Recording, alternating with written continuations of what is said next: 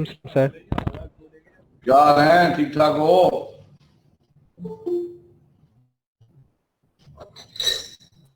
Sir ये revise date sheet के बाद तो एकदम होश ही उड़ गए हैं। ठीक क्या हो है? ओए, तू शुक्र करना चाहिए आपको, आपकी जान छूट जाएगी जल्दी। सर ऐसी जान छिड़ा कर क्या फायदा जिसमें आपको मार्क्स ही ना सही आ सके। मार्क्स तो उतने ही आने होते हैं, पढ़ना उतना ही होता है। अगर आपको और 10 दिन आगे कर देंगे ना तो पढ़ना फिर तुझे आखिरी 2 देना चाहिए। लेकिन सर एक दिन में दोनों पेपर थोड़ा सा डिफिकल्ट हो जाएगा ना।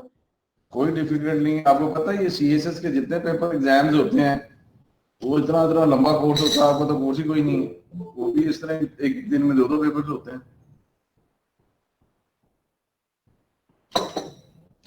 इन छोटी छोटी बातों से नहीं डरते होते। जो आपने पढ़ लिया है, जो आपने समझ लिया है, वही आपको पता है, वही आपने करना है।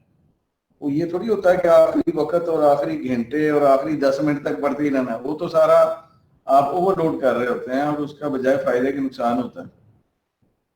कॉम्प्रिहेंशन जो होती है वो तो इसी दौरान होती है कि जब आपको पढ़ाया जा रहा है और साथ साथ आप उसकी तैयार कर रहे हैं। दूसरा जो है ना, उसके ऊपर दूसरी चॉइस नहीं है। या फिर हम आपको 10 जनवरी से बाद ले जाते हैं, आपके मामला जो होंगे उसमें फिर डिले हो जाएंगे।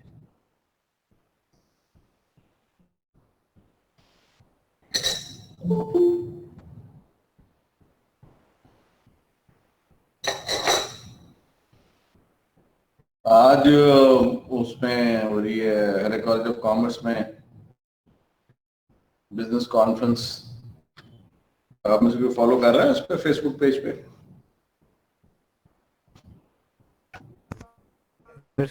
लाइव देख रहे थे सर आपको, आपकी कन्वर्सेशन। अच्छा, कॉन्वोकेशन नहीं थी, कॉन्फ्रेंस थी। स्पीचेस देखी आपने ओपनिंग सेरेमनी में?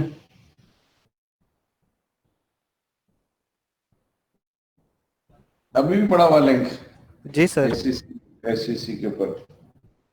बीस साहब ने बड़ी सी स्पीच की है इस पे।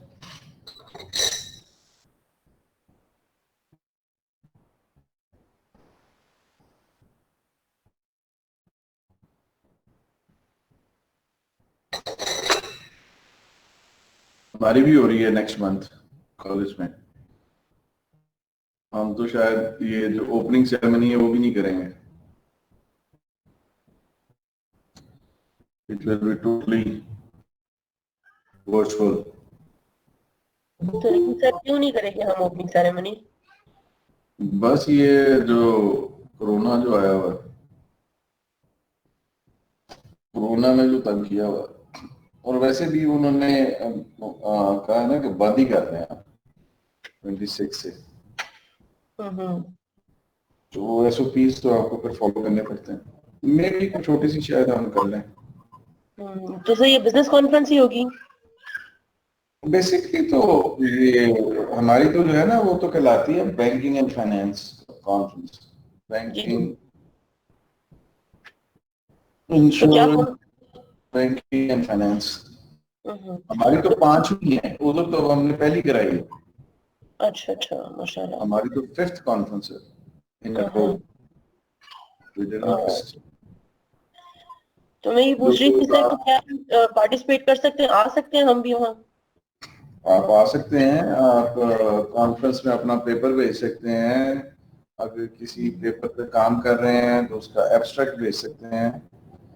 तो उसमें कॉन्फ्रेंस में अपना पेपर प्रेजेंट कर सकते हैं। बाकी जो पार्टिसिपेंट्स हैं, जो प्रेजेंटर्स हैं, उनकी प्रेजेंटेशन अटेंड कर सकते हैं।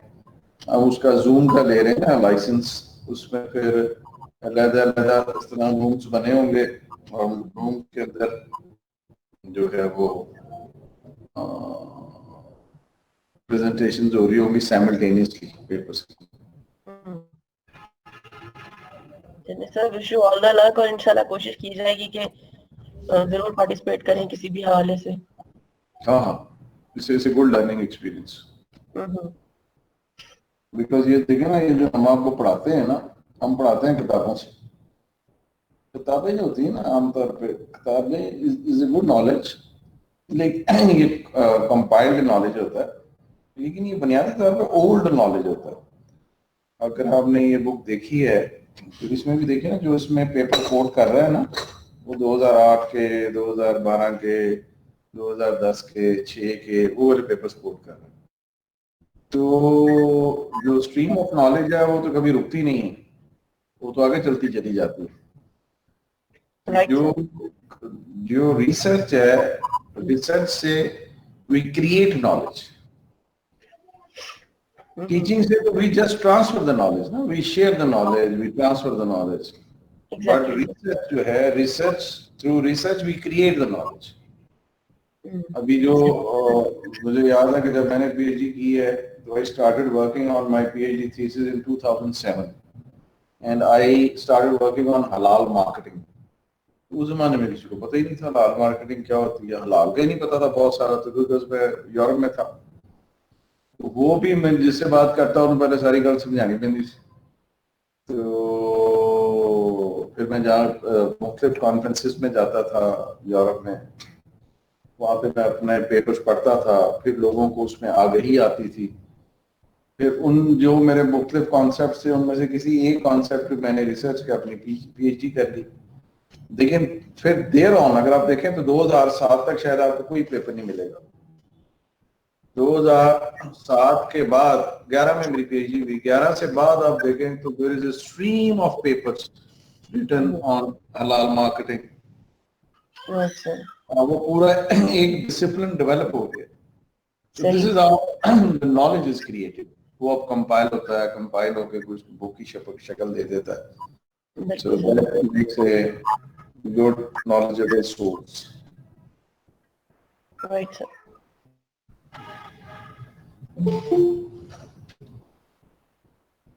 चले अभी लोग मजीद ज्वाइन कर रहे हैं, 5 मिनट इंतजार करते हैं। फिर आप देख लें कि डू यू वांट कि आज कोई एक आधा चैप्टर और कर लें या टॉपिक कर लें कोई छोटा सा। सर पहले वो सिलेबस हो गया। अच्छा चलें, फिर आप बताइए if you have any issues और प्रॉब्लम्स तो उसको डिस्कस कर लेते हैं।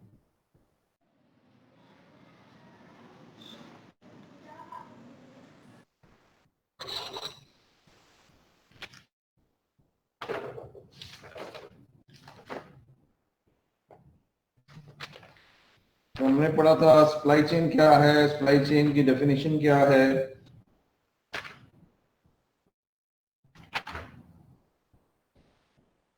कॉन्फ़िगरेशन क्या है सप्लाई चेन की, क्या नए डेवलपिंग ट्रेंड्स हैं सप्लाई चेन मैनेजमेंट में। Then we talked about global supply chain operations और क्या उसके फीचर्स और कैरेक्टरिस्टिक्स हैं ग्लोबल सप्लाई चेन के, और स्ट्रैटेजिक चैलेंजेस क्या हैं।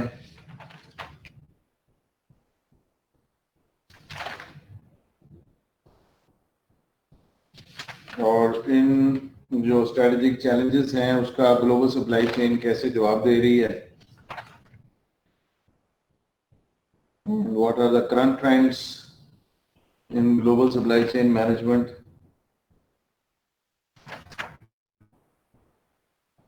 ठीक है, ये हमने बातें की थी। इसमें से अगर कोई चीज नहीं पता तो पूछ लें, एक तो फिर आगे चलते हैं।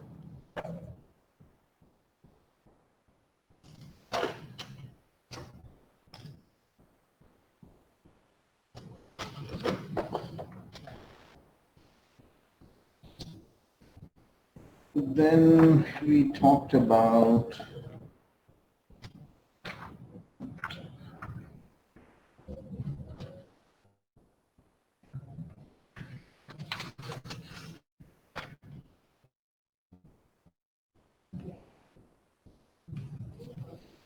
एक्सक्यूज मी सर, ये जो हमने मिड टर्म में पढ़ा है क्या वो भी इसमें एंड में इंक्लूड है फाइनल्स में? जाहिर है, जाहिर है।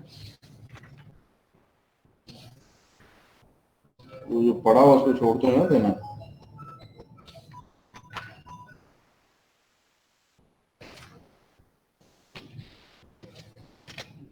फिर आगे हम इसमें से 2 ही चैप्टर किए थे ना, तो पहले हमारी नोट थी कि तीसरा भी किया था। नहीं सर, 2 ही चैप्टर किया था इनमें से। Then we, I think, shifted to this Sunil Chopra.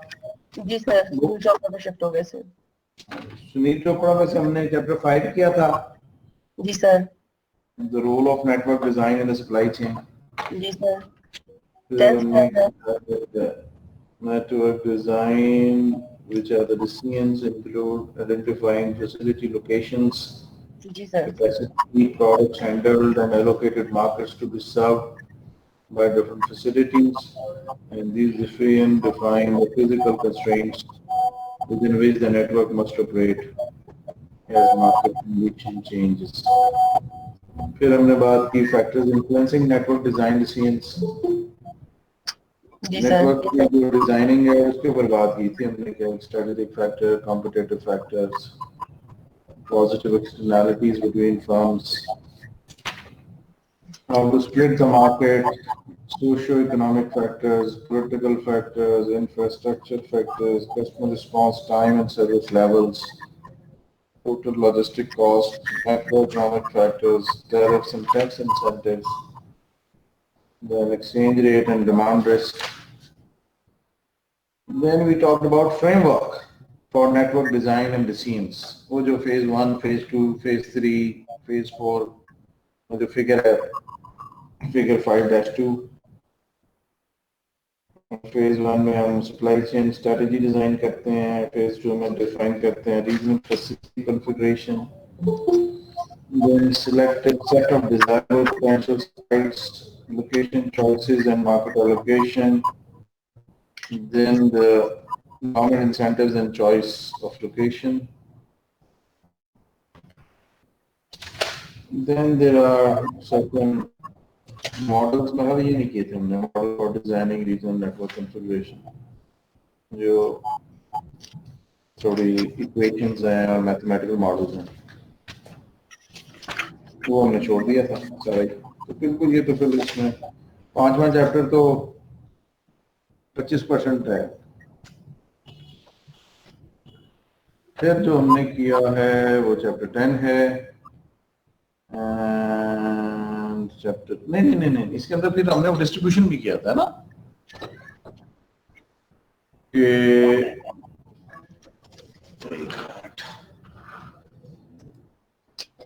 आपको थोड़ा रिव्यू करा देते हैं.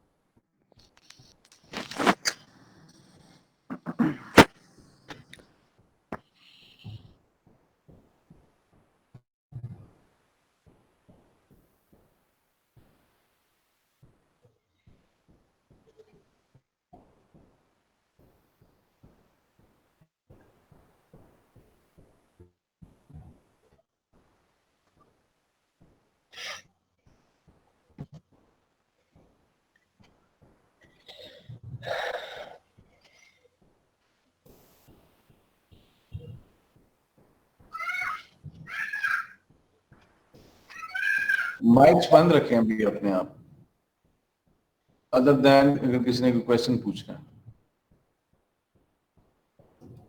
सर ये 5th चैप्टर में एक टॉपिक है पॉजिटिव एक्सटर्नलिटीज बिटवीन फर्म्स और उसके नीचे है locating to split the market. ये जैसे मैंने क्लास नहीं ली थी इसलिए मुझे आइडिया नहीं है. ये चैप्टर 5 की हमने बात की है ना. हाँ जी, चैप्टर 5 का जो शुरू का हिस्सा है जी उसमें आता है. जी सर, ये locating to split the market में एक फार्मूला दिया गया है. ये सर प्लीज मुझे जरा कुछ इन्फॉर्म कर देंगे, थोड़ा सा बता देंगे. कोई फार्मूला नहीं है. उसने कहा कि अगर आपकी मार्केट जो है हम फर्ज कर लेते हैं कि सिर्फ एक लाइन पे वाकया है, लेट्स से जीटी रोड पे है, जीटी रोड के दोनों तरफ आपकी मार्केट है, ठीक है जी सर. तो अगर हम एक ही जगह पे खुद कंपोज हो जाएंगे, मैं भी और कॉम्पिटिटर भी, जी वो हमें फिर प्रॉब्लम होगी, हमारा कंपटीशन होगा.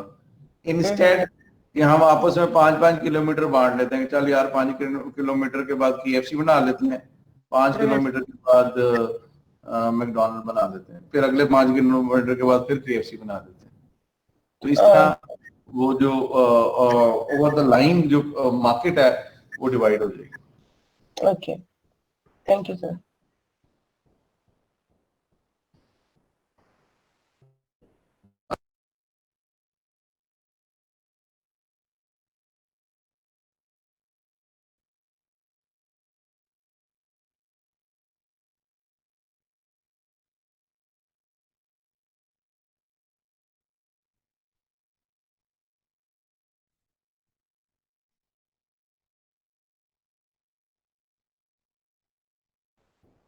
सर आ रही थी लेकिन चली गई है, दोबारा से प्रेजेंट कर दें प्लीज। ये एकदम से चली गई हूँ, पहले आ रही थी, खत्म हो गई। किसी को नजर आ रही? किसी को नजर नहीं आ रही? नो सर, नहीं आ रही नजर। नहीं आ रही सर नजर। सर नहीं नजर आ रही। अच्छा जी, अब आ रही? सर हो रही है सर, यस सर आ गई। ओके। अच्छा, ये हमने बात की थी डिस्ट्रीब्यूशन की।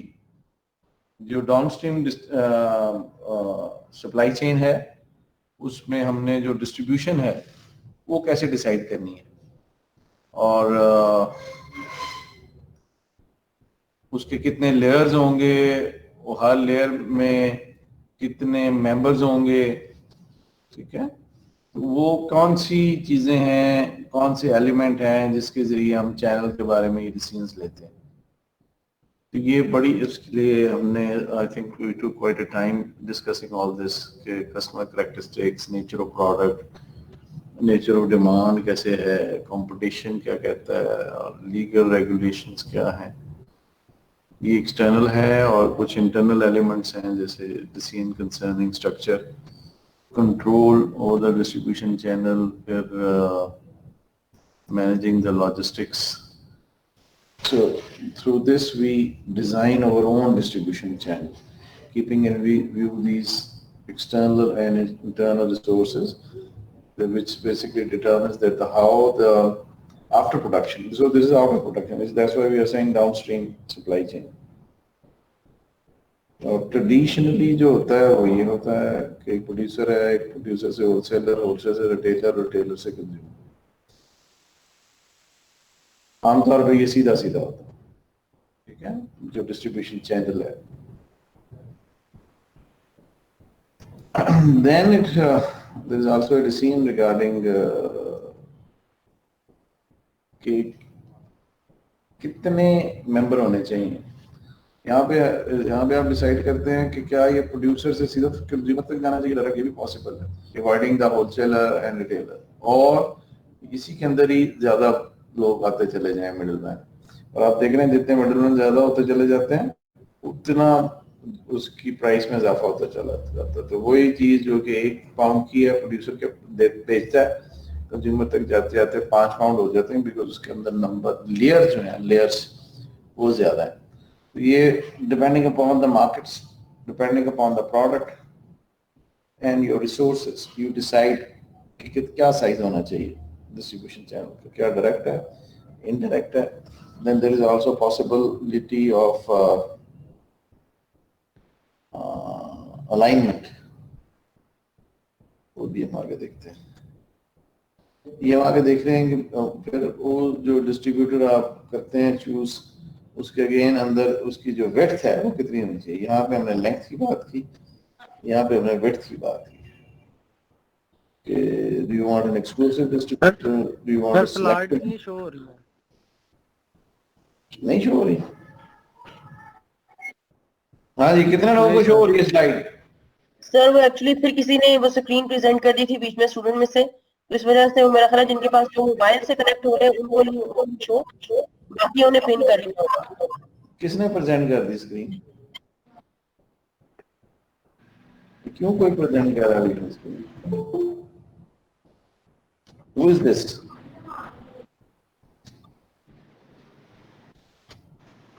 No idea sir. अब आ रही है? नहीं सर, अभी तक तो नहीं आई। आप बताइए कितने लोगों को आ रही है नजर? सर मैंने तो पिन कर दिया ना वहां से लैपटॉप से ही, तो वो मुझे तो नजर आ रही है। आपको आ रही है? जी सर नजर आ रही है। नजर आ रही है। जी, बाकियों को आ गई आपके नहीं? No sir. हाँ sir. No sir. No sir. इधर देखो, ये कौन है जो बीच में स्क्रीन अपनी शेयर करता है? इसका जरा नाम और रोल नंबर नोट करो। ऐसे तो ऐसी रिजल्ट कटी जल्दी ना। इसके रिजल्ट सबसे पहले देते हैं।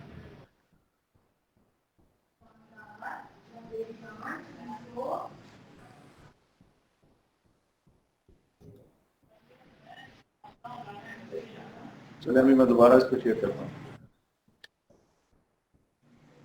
आप बताइएगा।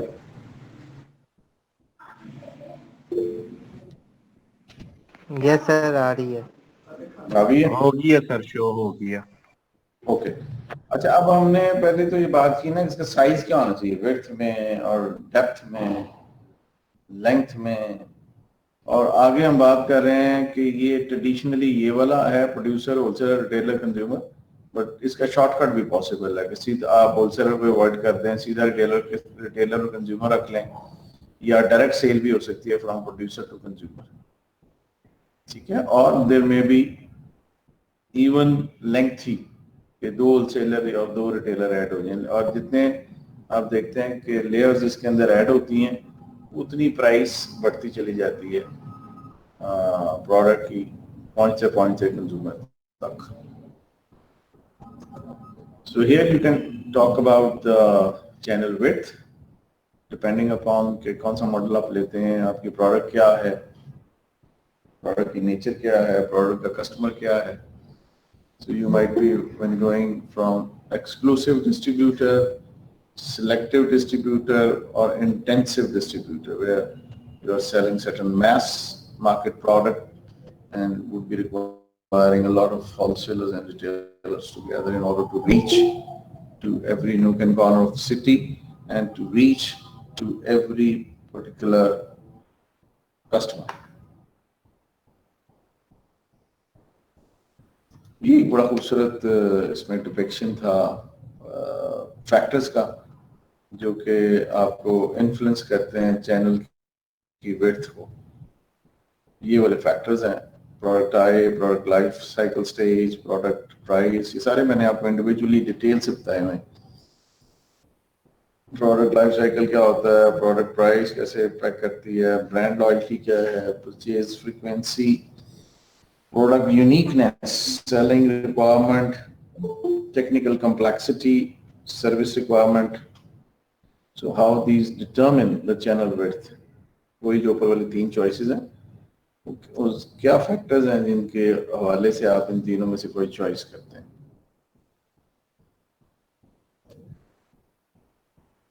So it reflects the integration कि कैसे एक middleman दूसरे से मिल जाता है to develop an integration in order to gain certain common objectives. Manufacturer, wholesaler, retailer, maybe all 3 combined. Traditionally, इन्होंने मिलकर कंज्यूमर तक पहुंचना है बारी बारी, लेकिन ये पॉसिबल है कि थ्रू बैकवर्ड इंटीग्रेशन रिटेलर मिल जाए मैन्युफैक्चरर के साथ।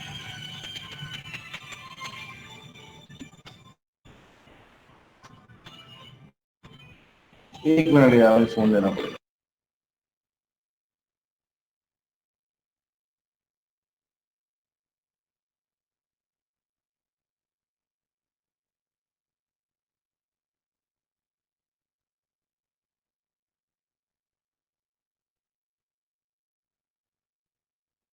और 10 बजे मीटिंग है वीसा के साथ। अच्छा जी, किधर थे हम? हाँ, कि बैकवर्ड इंटीग्रेशन या फॉरवर्ड इंटीग्रेशन के जरिए 2 of the middlemen, they join hand so that they could create certain integrated system and take more advantage from the distribution channel. फिर हमने बात की थी यहाँ पे कि जो conflicting interests हैं, how do they impact the channel relationship and how do they compromise in order to satisfy consumer objectives. किस तरह से retailer objective और manufacturer objective जो है वो conflict करते हैं और how do they cooperate so that the consumer objectives could be achieved and fulfilled. ये आपने कहा था कि हमने कर लिया हुआ है. We discussed it a little. ये है letter opening of the letter of credit. फिर ये बड़ा इम्पोर्टेंट हमने एलिमेंट डिस्कस किया था ग्रे मार्केटिंग का. इसमें हमने डिटेल से बताया था कि ग्रे मार्केटिंग लोकली कैसे डेवलप होती है, इंटरनेशनल मार्केट्स में कैसे डेवलप होती है with the help of this framework.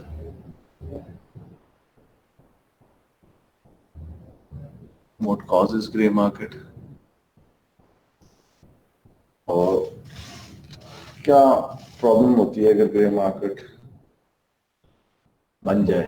Grey market के होने से क्या मसाइल पैदा हो सकते हैं.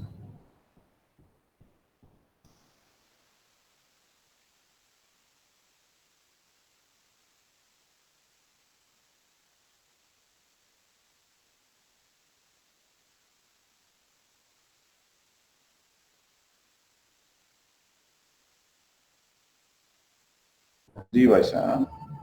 सर ग्रे मार्केट वाला नहीं हमने सर पढ़ा हुआ, सेक्शन बी है सर.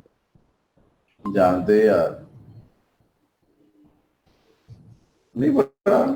तूने नहीं पढ़ा या कि बाकी ने भी नहीं पढ़ा. सर ये आपने हमारी क्लास को नहीं पढ़ाया सर. अच्छा, तो जी ए सर. वाला में पढ़ाया है? नहीं पता सर, नहीं सर, हमें वो भी अपन नहीं को पढ़ाया. फिर क्यों पढ़ाया? सर वो जो पहले इसे डायग्राम्स आई थी ना, वहां तक पढ़ाया है. जब मार्केटिंग वाला नहीं पढ़ाया आपने. अच्छा, तो फिर इसका कोर्स में नहीं समझे. मुझे लगता है कि मैंने पढ़ाया. फिर कोई वो जो दूसरा है ग्रुप उनको तो नहीं पढ़ाया. चलो आप समझा देते हैं, बड़ा इंटरेस्टिंग है वैसे. सर आगे बड़ा ज्यादा सिलेबस हो गया सर. चल तू क्या पढ़ना आज के बाद कभी. सर आज तो पढ़ना पड़ेगा सारी रात. बस आज ही पढ़ना है. समझ के माफ कर दें सर. चलो आपका नहीं मूड तो नासी वाला. ये बड़ा इंटरेस्टिंग था. वो पूछ ही लेना था ना. तो आपसे पूछेगा कि आपने किससे पढ़ी है मार्केटिंग, और फिर आपसे सवाल पूछेगा ग्रे मार्केटिंग का, तो आप मेरा नाम ही बदनाम करोगे. अच्छा, मैं 2 मिनट में बता देता हूँ आपको आपके कोर्स में नहीं डालते. चले. और सर जी उन दिनों में हम कह देंगे कोरोना वायरस चल रहा था, से इतना पड़ा नहीं है. तो फिर उन्होंने कहना कि नौकरी जी भी कोरोना ही समझो.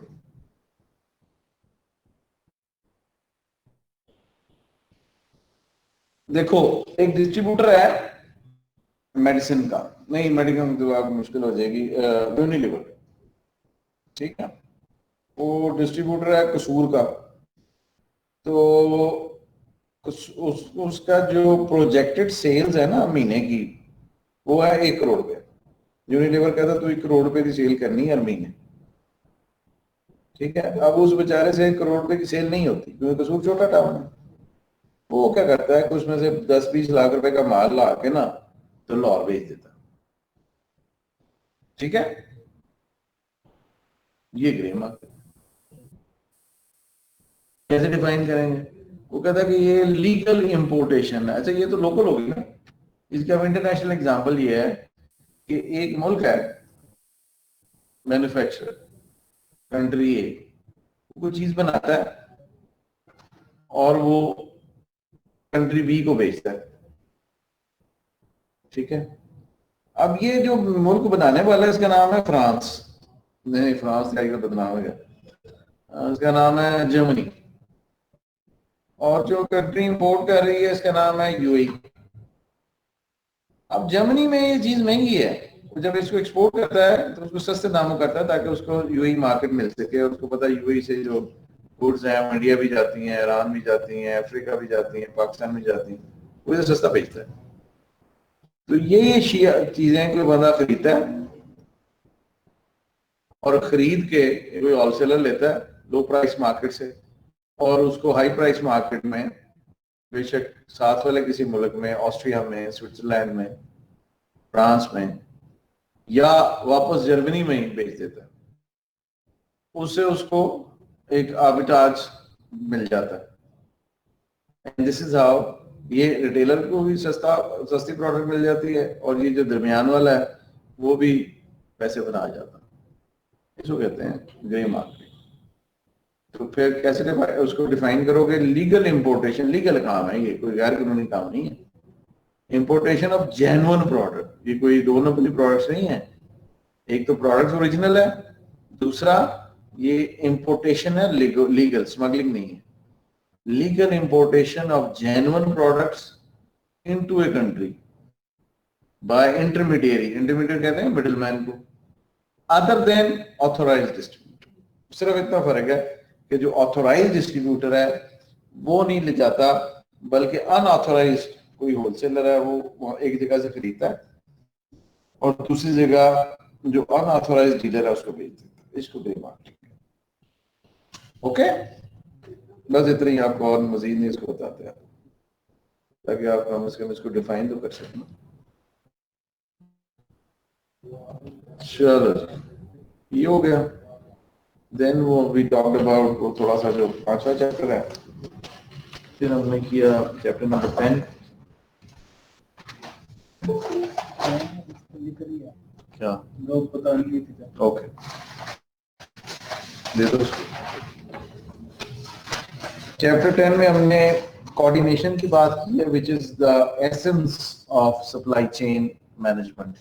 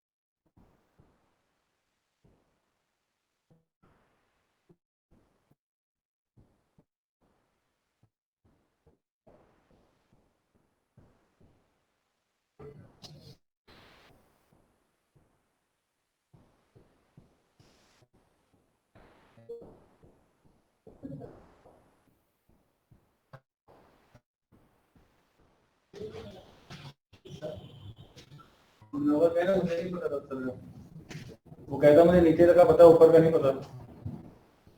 तो जो दो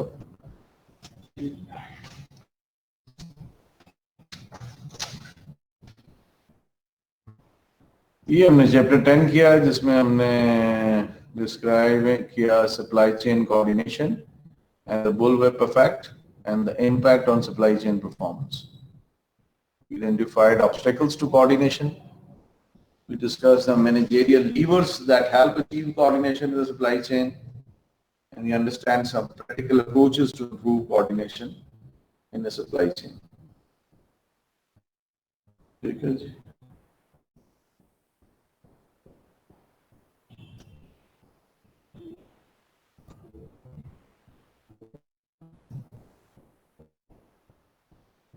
लैक ऑफ कोऑर्डिनेशन हो तो क्या नुकसान होता है? मैन्युफैक्चरिंग कॉस्टें बढ़ जाती हैं, इन्वेंट्री कॉस्टें बढ़ जाती हैं, रिप्लेनिशमेंट लीड टाइम बढ़ जाता है, ट्रांसपोर्टेशन कॉस्ट बढ़ जाती है, शिपिंग और रिसीविंग कॉस्ट बढ़ जाती है, और लेवल ऑफ प्रोडक्ट अवेलेबिलिटी वो डिक्रीज हो जाता है, और प्रॉफिट भी डिक्रीज हो जाता है। So that's why it is very important.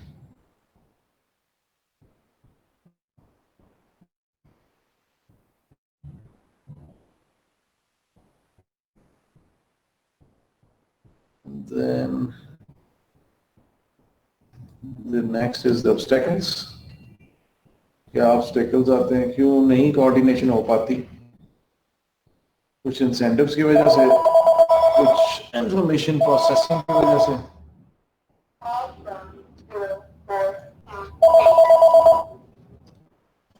कुछ pricing obstacles, कुछ behavioral obstacles.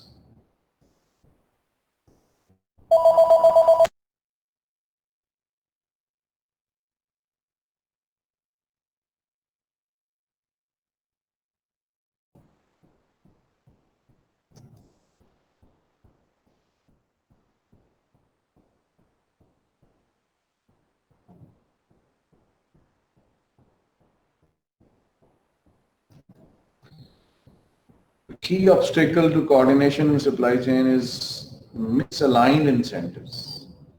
Misaligned का मतलब है कि जो ऑर्गेनाइजेशन का मेंबर है सप्लाई का, उसके इंसेंटिव कुछ और है और जो सप्लाई चेन है उसके इंसेंटिव और हैं और फर्म के इंसेंटिव्स और हैं. That result in different stages optimizing local objectives instead of total supply chain profit. वो अपना अपना profit सारे देखते हैं और total supply chain profit को नहीं देखते. Other obstacles include lack of information sharing, operational inefficiencies leading to large replenishment lead times, large lots, sales force incentives that encourage forward buying, rationing schemes that encourage inflation of orders, promotions that encourage forward buying, and a lack of trust that makes any effort toward coordination very difficult. क्या करें फिर? So this is managerial levers to achieve coordination. कि अपने गोल और incentive जो है उनकी alignment ठीक करें, यानी vis-a-vis firm, vis-a-vis supply chain, improve information accuracy, improve operational performance, designing pricing strategies to stabilize orders, and building strategic partnerships and trust.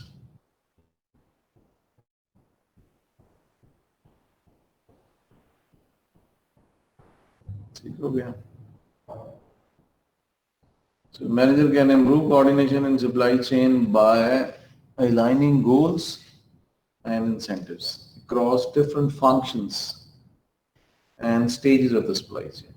Other actions that managers can take to improve coordination will include sharing of sales information and collaborative forecasting and planning. मिलकर plan करें अगले season में, अगले महीने में, अगले साल में.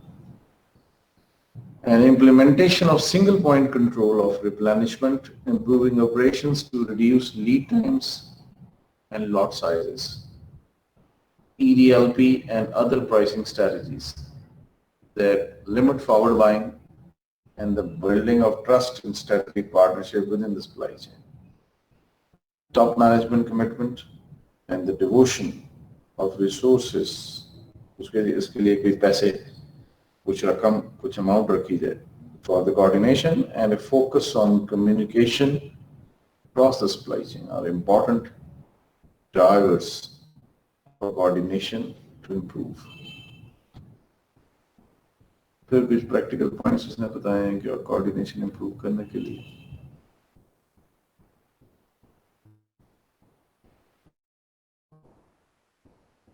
And then this is also a guiding chart.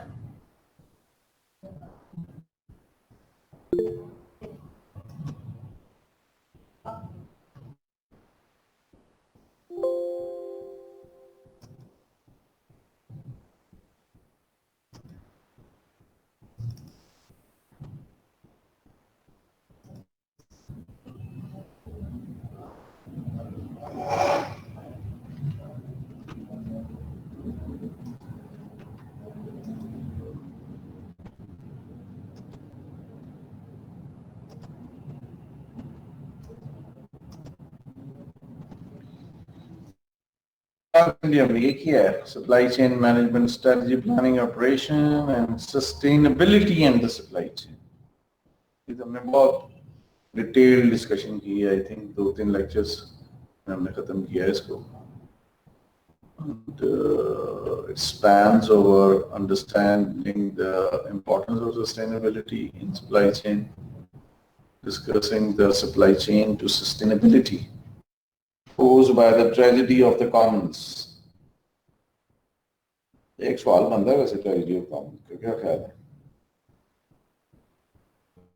Describe key pillars of corporate social responsibility, identifying opportunities for improved sustainability along various supply chain drivers, and understanding the role of incentives and regulations for improved sustainability. ये हमने इस तरह फिर इसको discuss किया.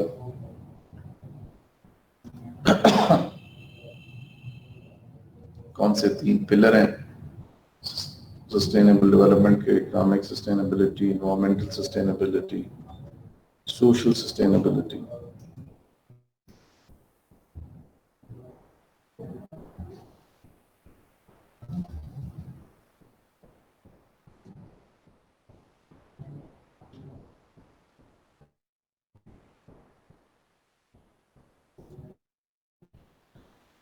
As supply chains have globalized, globalize का मतलब है कि एक ही प्रोडक्ट की जो सप्लाई चेन है वो कई मुल्कों में फैली हुई है. एंड इमर्जिंग कंट्रीज, ग्लोबलाइज के बीच में ऑल्दो आ जाती हैं, इमर्जिंग कंट्रीज भी आ जाती हैं और डेवलपिंग भी आ जाती हैं, लेकिन उसने इसको अलग से करके इसलिए बताया है कि ज्यादातर जो आउटसोर्सिंग है बड़े ब्रांड्स की वो इमर्जिंग इकोनॉमीज में है, जैसे बांग्लादेश में है, जैसे पाकिस्तान में है, जैसे चाइना में है, इंडिया में है. They have grown. It has become increasingly clear that the world's resources and environment will not be able to support this growth unless supply chains become more sustainable. Supply chain को sustainable होना पड़ेगा, वरना जो इस वक्त available resources हैं वो इतनी बड़ी जो supply chain है उसका बोझ नहीं उठा सकेंगे. Besides the need to make the world more sustainable, an increased focus on sustainability can allow supply chains to reduce risk, become more efficient, and attract some customers who value these efforts. ठीक है, tragedy of common हमने discuss की, solution क्या है tragedy का, summary क्या है. Then what are the key pillars of corporate social responsibility? Environmental, social pillar, governance pillar. Environment में आ जाएगा आपकी resource reduction, emission reduction, product innovation, then ये greenwashing क्या है. फिर social pillar में क्या चीजें included हैं? These three: workforce, customer, society. Governance pillar में कैसे आपको जो उसके बुनियादी विजन एंड मिशन है ऑर्गेनाइजेशन का, कैसे आपने CSR को उसका हिस्सा बनाना है.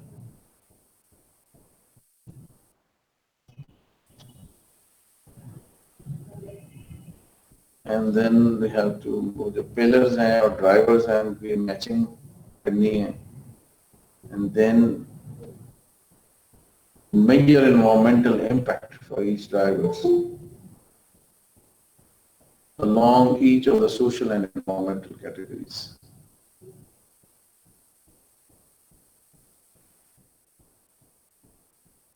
फिर उसमें क्या क्या चीजें शामिल हैं जो ड्राइवर्स हैं? Facilities, inventory, transportation, sourcing. इसमें नहीं था मेरा ख्याल, information processing, pricing. The facilities and transportation drivers offer firms best opportunities to improve environmental and economic performance. Environmental भी और economic दोनों performance improve होंगी simultaneously by improving the utilization of resources. differential pricing that helps move demand from peak to off-peak periods, can also improve resource utilization by creating a more level demand.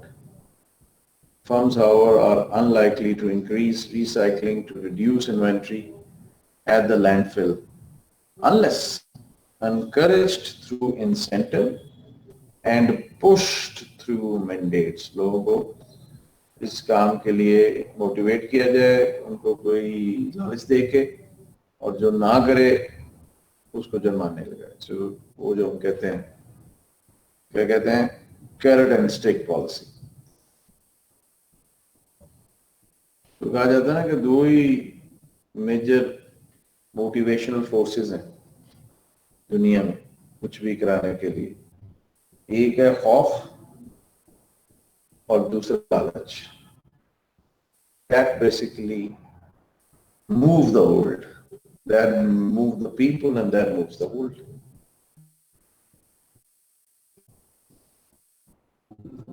Then, what is the role of incentives and regulation for sustainability? Recycling क्या है, कैसे impact करती है, कैसे emission को price किया जाए. That's it. मुख्तसर सा कोर्स है आपका और आप ऐसे बहुत ज्यादा. हाँ जी, ठीक हो गया.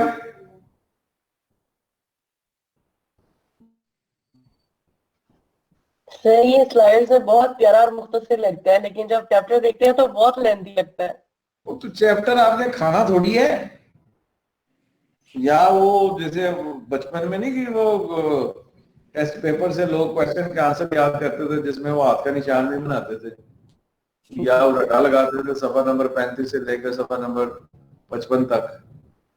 You just have to understand, you have to read and comprehend. बेशक आपने छोटे-छोटे नोट्स बना लें, उसको आप रीड कर लें. ये कौन सा बहुत बड़ा काम है. लेकिन सर दोनों पेपर एक ही दिन है तो मुश्किल हो रहा है प्रिपेयर करना. और उनके आपने प्रिपेयर तो ऑलरेडी कर लिया हुआ है ना. लेकिन सर लास्ट टाइम भी तो हम लोग की ऑनलाइन पेपर हुए थे ना, तो इस टाइम क्यों नहीं हो सकते? क्या नहीं हो सकते?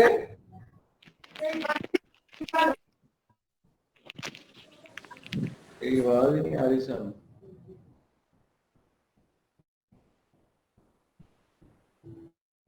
कोविड जो है ना, उसने बहुत सारी जो हमारी आजादियां हैं उसको सलब कर दिया. There are so many constraints. We are not independent.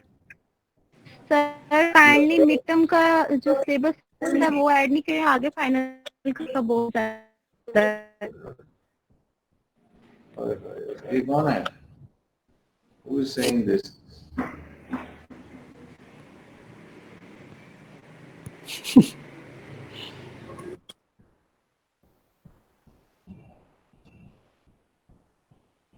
तो ये जो हमारी डिस्कशन हुई इसमें से कोई चीज अगर आपको नहीं समझ आई तो आप पूछ सकते हैं. शाह साहब, आप कुछ बात करना चाहते हैं? Shahzeb Aslam, you're raising hand.